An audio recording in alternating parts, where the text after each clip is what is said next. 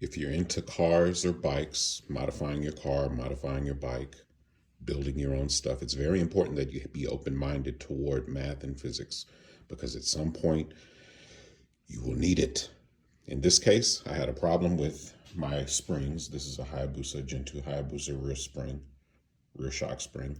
It might be 750 pounds per inch compression, and I moved up to a 1,200 pound. The problem that I had originally was that the tires would compress the springs fully using this spring.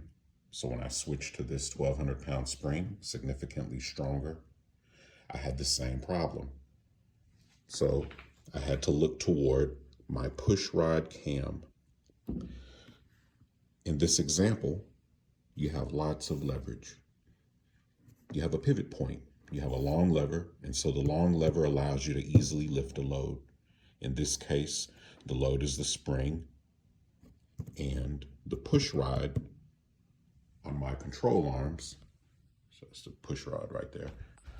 The push rod is easily overcoming the load of the spring. So my solution is to reduce the leverage that my push rod has. So with this cam, the push rod is here. This is the pivot point on the frame, and this is where the shock would mount. Now the catch here is that my geometry is all set. I don't really have much room to move here. I don't really have much room to move my shock up and down, but I do have the ability to bring this mounting point from the push rod closer to my pivot, which reduces the leverage.